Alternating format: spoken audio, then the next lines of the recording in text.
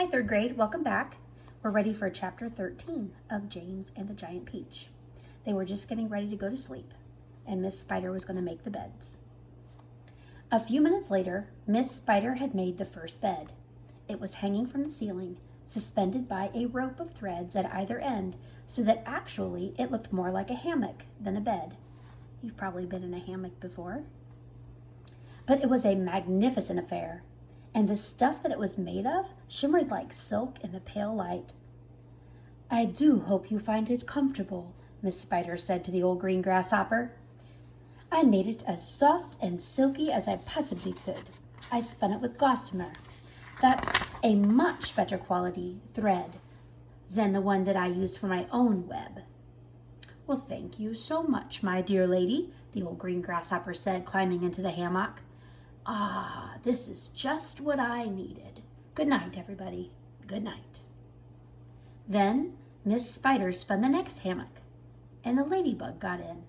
After that, she spun a long one for the centipede, and an even longer one for the earthworm. "And how do you like your bed?"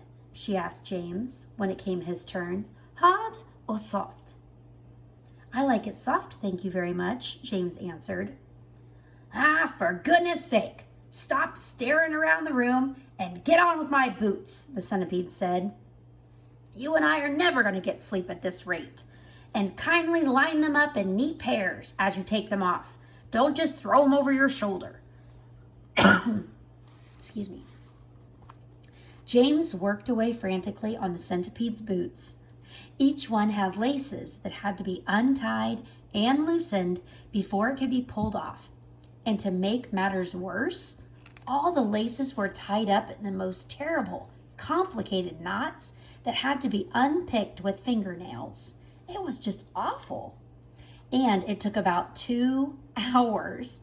By the time James had pulled off the last boot and lined them up in a row on the floor, 21 pairs altogether.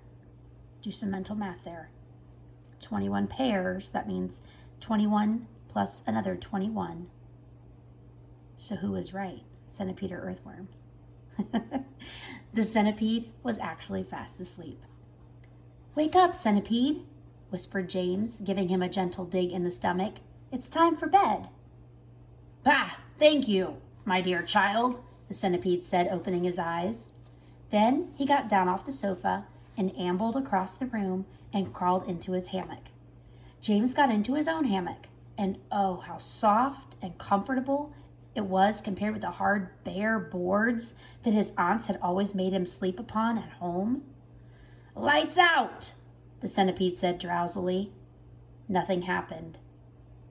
"Turn out the light," he called, raising his voice. James glanced around the room, wondering which of the others he might be talking to. They were all asleep. The old green grasshopper was snoring loudly through his nose. The ladybug was making whistling noises as she breathed, and the earthworm was coiled up like a spring at one end of his hammock, wheezing and blowing through his open mouth. As for Miss Spider, she had made a lovely web for herself across one corner of the room, and James could see her crouching right in the very center of it, mumbling softly in her dreams. "I said, turn out the light!" shouted the centipede angrily. "Are you talking to me?" James asked him. "Of course I'm not talking to you," the centipede answered. "That crazy glowworm has gone to sleep with her light on." Excuse me. For the first time since entering the room, James glanced up at the ceiling, and there he saw a most extraordinary sight, something that looked like a gigantic fly without wings. It was at least 3 feet long and standing upside down upon its 6 legs in the middle of the ceiling. And the tail end of this creature seemed to be literally on fire. A brilliant greenish light, as bright as the brightest electric bulb, was shining out of its tail and lighting up the whole room. "Is that a glowworm?" asked James, staring at the light. "It doesn't look like a worm of any sort to me." Of course it's a glowworm, the centipede answered. At least that's what she calls herself. Actually, you are quite right. She isn't really a worm at all. Glowworms are never worms. They are simply lady fireflies without wings. Wake up, you lazy beast! But the glowworm didn't stir. So the centipede reached out of his hammock and picked up one of his boots from the floor. I bet you know what he's going to do with it. Put out that wretched light, he shouted, and he hurled the boot up toward the ceiling. The glowworm slowly opened one eye and stared at the centipede. There is no need to be rude, she said coldly. All in good time. Come on, shouted the centipede, or I'll put it out for you.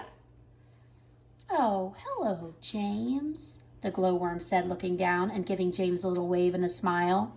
I didn't see you come in. Welcome, my dear boy. Welcome. And good night. Then, click, out went the light. James Henry Trotter lay there in the darkness with his eyes wide open, listening to the strange sleeping noises that the creatures were making all around him, and wondering what on earth was going to happen to him in the morning. Already, he was beginning to like his new friends very much. They were not nearly as terrible as they looked. In fact, they weren't really terrible at all. They seemed extremely kind and helpful, in spite of all the shouting and arguing that went on between them. Good night, old green grasshopper, he whispered. Good night, Ladybug. Good night, Miss Spider. But before he could go through them all, he had fallen fast asleep. James is making friends. Hasn't happened in a long, long time. Good for him.